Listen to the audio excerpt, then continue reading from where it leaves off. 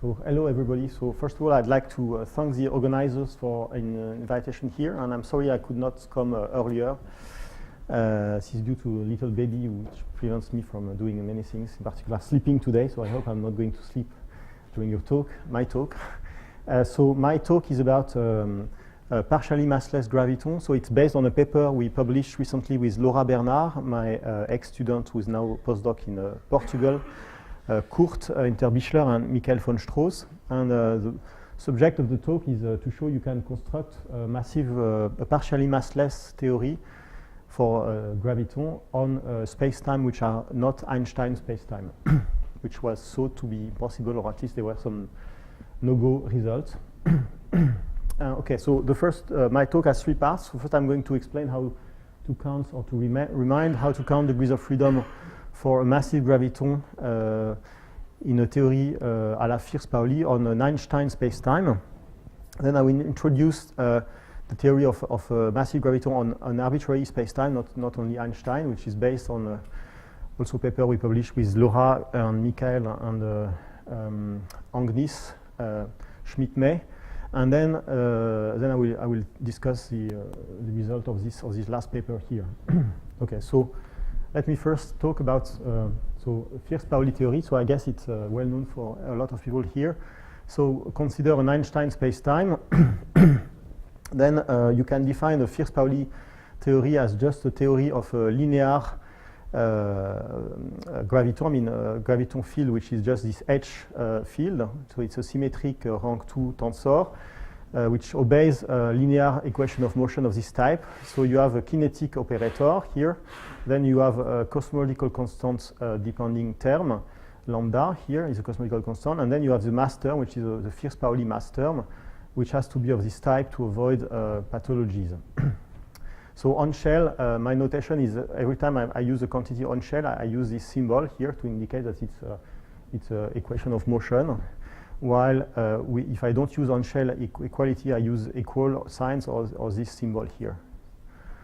Okay, so the first two terms here, or the first three terms here, comes just from expanding, by definition, the Einstein-Hilbert action of ordinary gravity around the background G. So you linearize, say, the equation of motion, or you expand to quadratic order the action, and then you add this mass term here. So the result of degree of freedom counting in this type of theory is the following. So if m is 0, you just recover the linear theory of a massless graviton with 2 degrees of freedom. So if m is non-zero, but if it does not square to 2 lambda over 3, then you get a generic massive graviton with 5 degrees of freedom. And then something peculiar happens if m squared is equal to 2 lambda over 3. You have the so-called partially massless graviton of interest today, which has just 4 degrees of freedom. And so I'm going to explain briefly how to get this result here. And so I'm going to do it in a Lorentz or in a covariant way. So it's not really completely, of course, Hamiltonian counting, but it gives a result. So you start from the equation of motion, say, and so because these first two terms, or the first three terms here, come from expanding the Einstein-Hilbert action, you have the Bianchi identity, which is that the covariant derivative computed with the Einstein metric acting on these guys just equal to 0 of shell. So then it means that if you plug this into the equation of motion, so if you take a covariant derivative of the equation of motion, like all these first terms disappear, acted on by the covariant derivative, and you're left just with the last term, which is a mass term here. And then it means that on shell you have these equations. So there are 4 equations, which are 4 usually called vector constraints. And these are first order equation. So you have lower by 1 the order of the equation of motion. And as a result, you can consider this equation as constraints. And you can argue that it kills 4 degrees of freedom, because there are 4 equations out of the 10 degrees of freedom initially present in the H mu nu.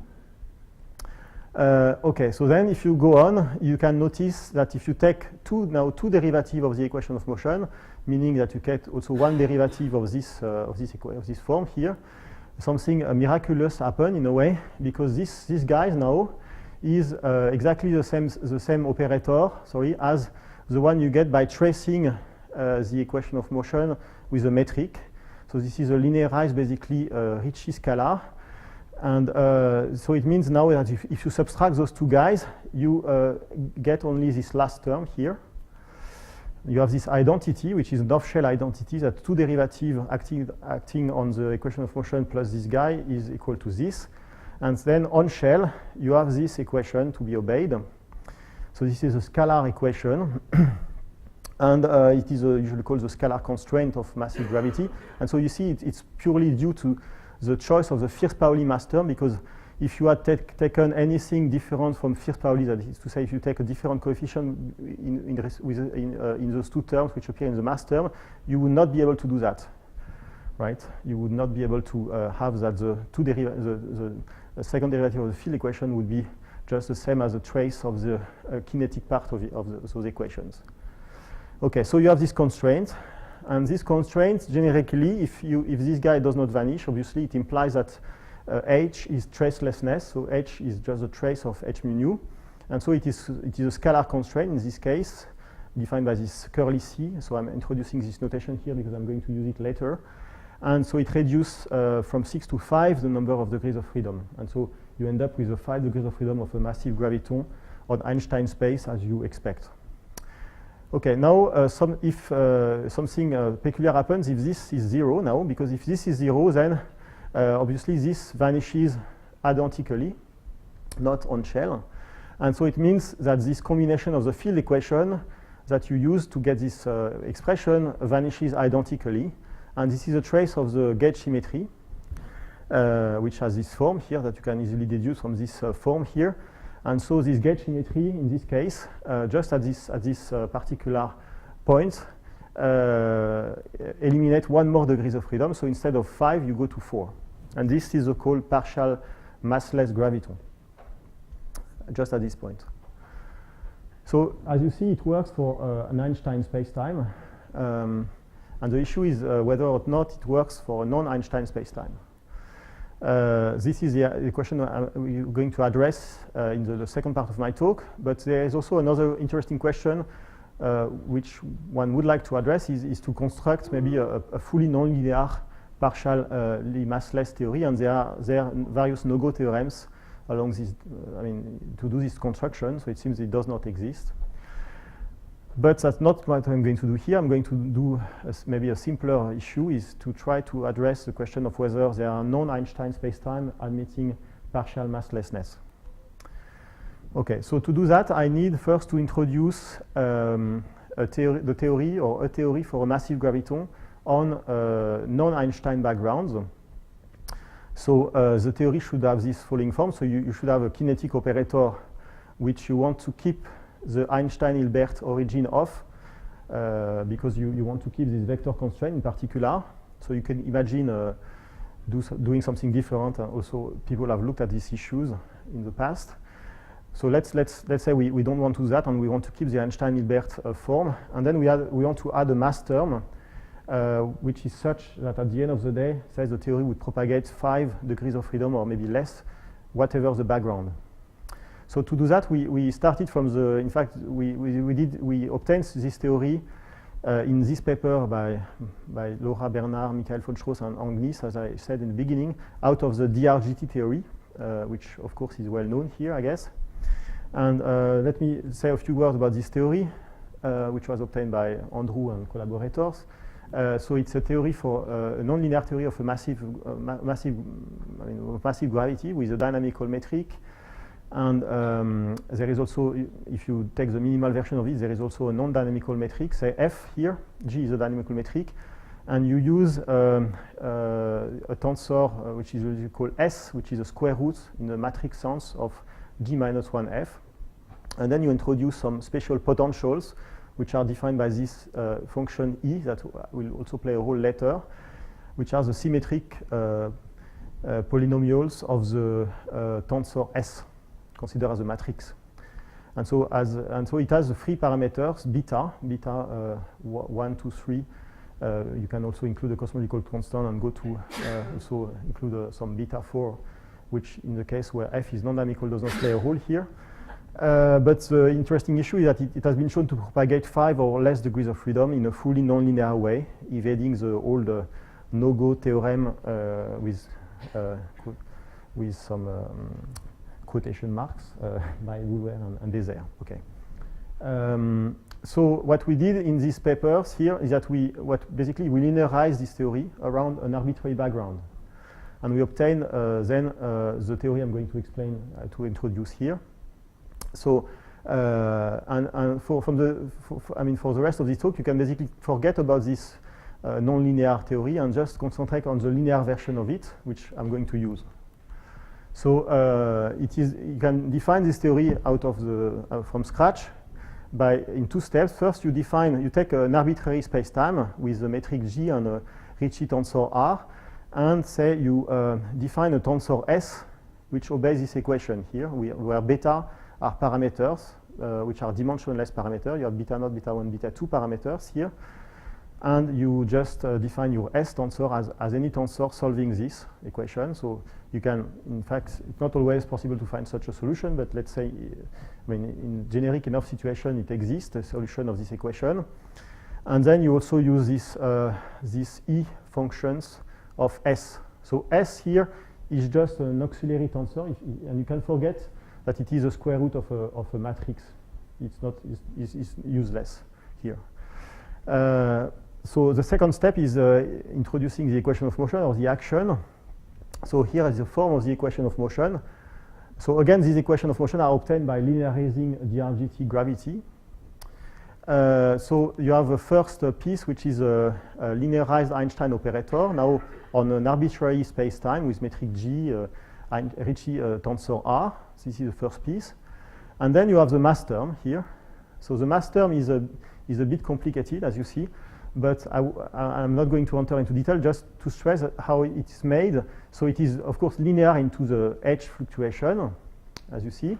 Everything is linear because it's a linear theory, and it is made by contraction between H and S in various ways, S square as well.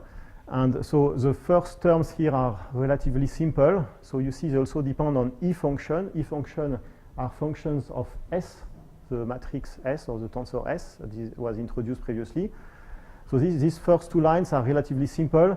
The complication comes in these terms here, which are less simple, but they are the same structure. They are all made by contractions of H at the end here with powers of S. So you have up to order cube powers here, and you have the most complicated term as far as powers is concerned is this guy, which is 2 cubic power of S. And this comes out just linearization of DRGT theory. Okay, so for completeness, so I just show back this expression of this guy here. So you have the same expression here, basically. And for completeness, I just also introduce this coefficient, which you see everywhere. You have this C coefficient, which are scalar quantity, which are made out of E function of S. Okay, and that's you need all that in order to get rid of this 5th degrees of freedom in generic backgrounds, as we showed in our paper with Laura and Michael and Anglis. Okay, so let me now use this theory to investigate the issue of whether or not one can construct a partially massless theory of graviton on a non-Einstein spacetime. So here the idea is to follow the same analysis as for Einstein spacetime.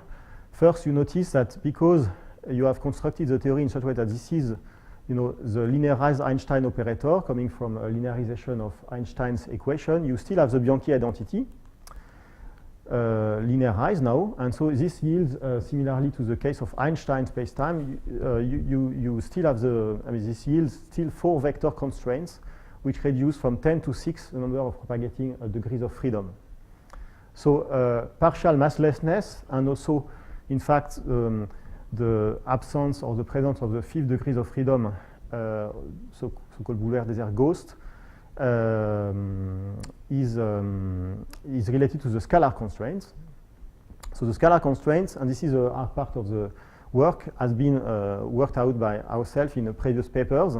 So the scalar constraint generically reduced to 5 the number of degrees of freedom, but here we want to look at it in detail because we want to see we want to see if it can identically vanish on some spacetimes as it does on Einstein spacetime when you just sit at the partial massless point.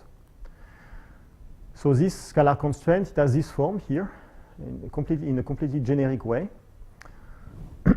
So you see again it's made out of two derivatives where you act with two derivatives on the field equation, but now you contract these two instead of tracing all the index of the field equation, you trace on one index, and when with the other index you contract with an S-1 matrix.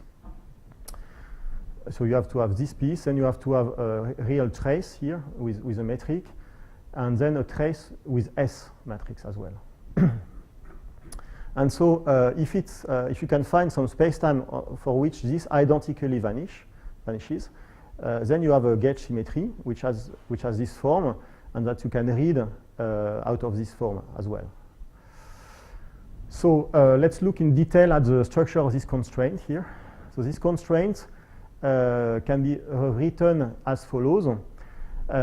Using, and it's more convenient to use instead of H field, we used some H tilde field, which is a redefinition of H.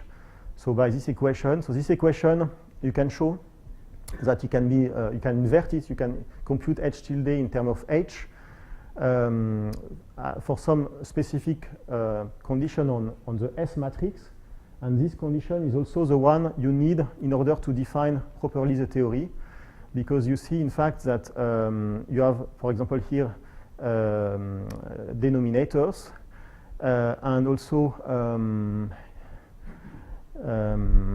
you want, well, you basically you don't want these denominators to be zero, and you can show that it happens, that it's non-zero, provided that S and minus S have a spectrum which do not intersect. And so there is a specific condition here, which is generic enough, so that it indeed it is usually the case that you can define such a theory. If you cannot define such a theory, it means you cannot expand DRGT over these backgrounds for which this condition is violated. Okay, so this is the same condition again for which we can define the theory that we need to use to be able to invert this equation and compute H tilde in terms of H. Then, if we do that, the advantage is that these coefficients become a little bit simpler. However, as you will see, they are not so simple. So we have a first sum of two coefficients, which is just contracted with H tilde, and then a coefficient which is contracted with the first derivative of H tilde. So as you see, this only contains up to first derivative of H tilde, so it is a constraint. It is a scalar constraint, except that it is slightly different from the scalar constraint we had previously because it contains first derivative. It does not contain only undifferentiated H, but it is a constraint from the point of view of Lagrangian theory, say. So then the first coefficient A here is relatively simple. You see, it's a scalar multiplying some power of S up to S squared. So this is simple. But now the complexity comes in this guy. So this guy, it is ugly, right? And it is containing derivative of S everywhere. That's the nice aspect of it. So it's up to second derivative. Also, you have product of first derivative of S, but everything is derivative of S. And then you have also the same structure with derivative of S in this guy here. And so that's it. And so what we want to do is that we want to solve for S, basically, the equation that A plus A tilde vanish and B vanish, because we want the constraint to vanish identically. Yes? Gravity is partially massless, not in an arbitrary non-Einstein space-time, but only only if we manage to find space-times, you see, for which we have an S which is such that A plus A tilde vanishes and B vanishes. Right. So it looks complicated, and in fact we did not succeed, but we not maybe try hard enough, but to find the most general solution of these equations, right? That would be quite interesting, but we did not succeed yet. But we succeeded to find a special solution, so assuming that S has vanishing covariant derivative. So because if you do that, you see that basically all B is gone, because everything here is proportional to derivative of S. A tilde is gone as well, and you are just left with A to be equal to 0. So we need to look for spacetime where the covariant derivative of S vanishes. And so S is said to be covariantly constant. And in addition, so in fact, spacetimes possessing a covariantly constant tensor, in this case this would be S, are severely restricted. So, and one way to see that is that you see if you take a standard textbook formula for commutation of covariant derivative, and then assume that this is 0, you get this kind of polynomial equation for H and Riemann tensor. And so this is an integrability condition which is non-trivial to be satisfied. So in addition here, okay. But nonetheless, one can find such spacetimes. And let me introduce this spacetime here, at least the one which will be of interest for us. So you can show that if you have a covariantly constant tensor, you have two possibilities. Either the spacetime is 2 times 2 decomposable of this type, and you can find in addition a tensor which is covariantly constant and which obeys this kind of equation. So it's an idempotent matrix, if you want. Or the spacetime admits a covariantly constant vector, and the covariantly constant tensor is made out of the tensor product of this vector by itself. Note further, in fact, that the covariantly constant tensor we consider here, or we need, which is S, the fact it's covariantly constant implies that R, the Ricci tensor, should also be constant, because we need to fulfill this definition here. So you see, if you act with a covariant derivative on the right-hand side, this implies that R is also covariantly constant. And so these spacetimes are called Ricci symmetric spacetimes. That is spacetime where the Ricci tensor is covariantly constant. Because of this integrability condition, then you see the Ricci tensor also obeys this kind of integrability condition. In fact, one can show something quite remarkable on this spacetime is that the Ricci tensor should be in a way idempotent, so that if you square it, you get back the Ricci tensor plus the metric in this case, with some constant R1 and R2 which depend on the spacetime.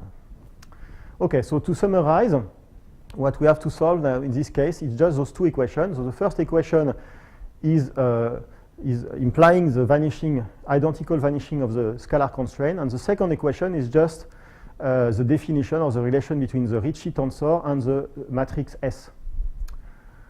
Okay, so you see that out of this second equation in particular, you can extract S square. Out of the first equation, you can extract S square as function of S and the metric. And if you plug this back here into the second equation, you will get a linear relation between R and S. And then if you plug back this linear relation above, you find out that the Ricci tensor will obey this kind of equation. So there is a kind of miracle here, which is the equation we need for partial masslessness are given, at least the form of the equation exists in spacetimes where you have a covariantly conserved Ricci tensor. So that's why it works. It's working out at the end. And in fact, we were able to find explicit solution of this equation. So I'm going to show this solution here. So I just recall that all this solution obeys this relation here with specific R1 and R2.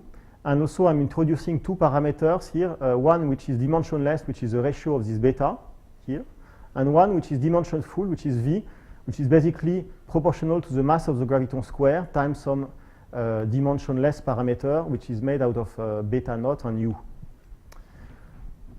Okay, so a first set of solution is given by these 2 by 2 decomposable spacetimes, which has a line element of this type, which depend on two integration constants, R, which is a scalar, Ricci scalar of the 4-dimensional metric, and E, which is an integration constant. And so that's a Ricci symmetric family of spacetimes. And then in order to get partial masslessness, you have to solve those two equations. which are consequences of the two equations here.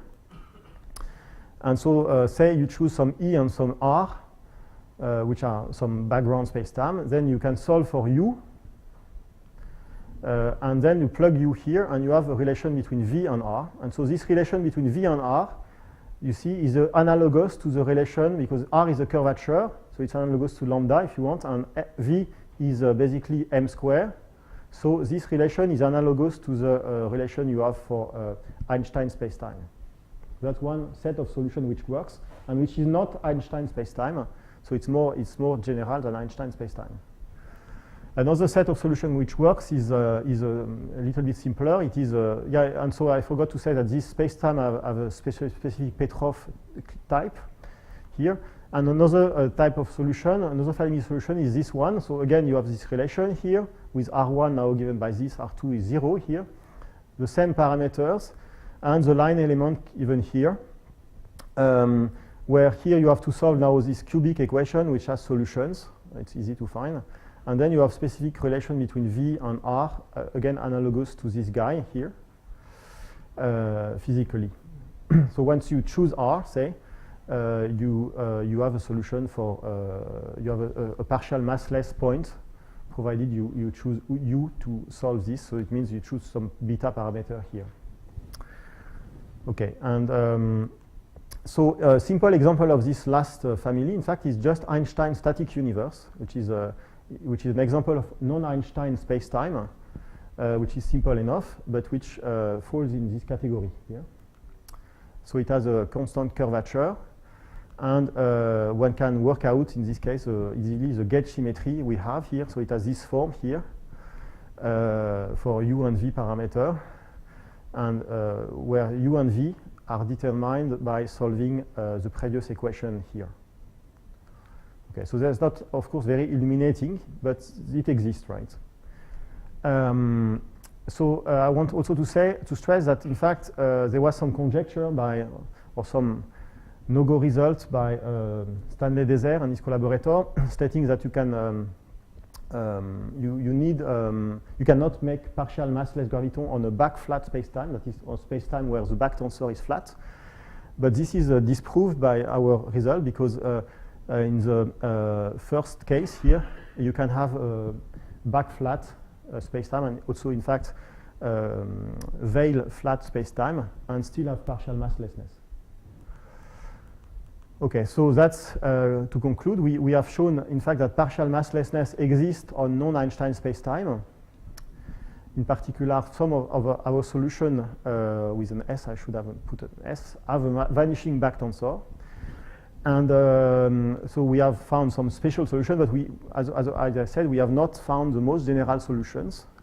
That would be quite interesting to do, I think, because you can, in fact, consider this equation, solving this equation, so B equals 0 and A plus A tilde equals 0, as, you can consider this equation as some equation of motions for a nonlinear theory of a partial massless gravity, in a way, because this is fully general, right?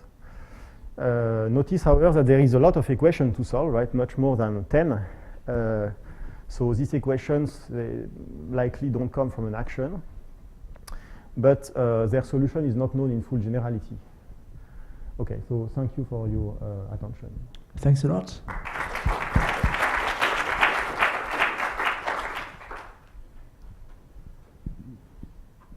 So is the symmetry transformation the same, or does it get more complicated? You mean in the non-Einstein spacetime? Okay. Yeah. Yeah. It is more complicated. So I suppose it depends on S as well. Right. So it is written here. Like, yeah. This is the form of the symmetry, thanks, yeah. and so it's more complicated than on Einstein.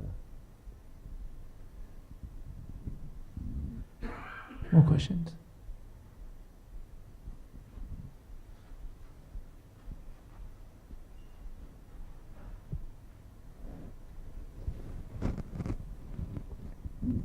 So have you got any indication of what could be the effect of partially masslessness at the cosmological framework?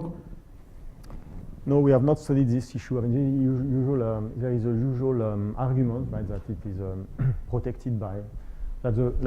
One virtue of it is that, of course, that there is a relation between m square and lambda in this case, and so you have, which is protected by symmetry, so blah blah, right? So, but we have not studied any of the cosmology of this stuff. More questions?